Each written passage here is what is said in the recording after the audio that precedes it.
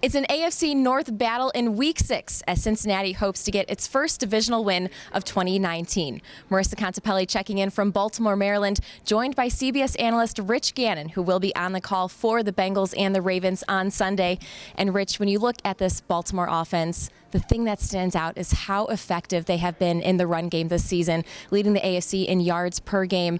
What can this Bengals defense do to prevent Lamar Jackson and Mark Ingram from really getting those big plays? Well, you're right. I mean, they're the second in the league in rushing, and a big part of it, obviously, is the quarterback, Lamar Jackson. And so the key is going to be to really, I think, keep him contained and force him to function as a pocket passer. I think when he is most dangerous is when he's pulling the ball down and running around, and it's going to require a lot of discipline from the defensive line to be very disciplined with their eyes and the rush lanes. And of course, Mark Ingram, he's a physical back, he's a one-cut downhill runner, and so they're big and nasty. They've got a big offensive line. I think the other thing that makes them really good is they've got a 330-pound fullback, Patrick Ricard, who actually is a defensive tackle. They put him in the game, so he'll come in there and chip and wham block. And then they've got a tight end in Nick Boyle, who's 275 pounds. He's like a small offensive guard. They've got some big bodies that really, I think, help contribute to the success that they've had in the running game. And it's also, I think, a play caller in Greg Roman that's committed to running the football. I don't think they really want to put Lamar Jackson in a situation where he has to throw it 35, 40 times in a game.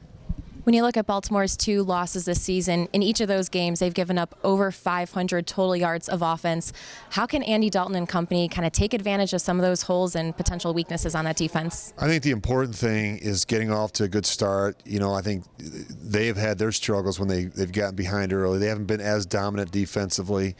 Obviously, they've lost some key players from a season ago, but when you look at the Bengals' offense tomorrow, I think there's a couple things that have to happen in order for them to have success. I think it starts with protection. Andy's been hit way too much. He's been sacked 20 times already this season in 5 games. They've got to help. They got to help this offensive line. I think that you do that by taking the edge off the pass rush. I think screen game, the draw game, the quick game, getting the ball out quick and kind of getting them in the rhythm, and then kind of staying ahead in the chains. If you find yourself in a game against the Ravens in 3rd and 8, 3rd and 10, 3rd and 12, it's not gonna, you're not gonna get the result that you're looking for. You really have to be good on the early downs. And what I can understand is you have the leading rusher in the AFC from a season ago in Joe Mixon. They've got to find a way to get him going. And I think the key to it is playing better up front and really taking the fight to that Baltimore defensive line.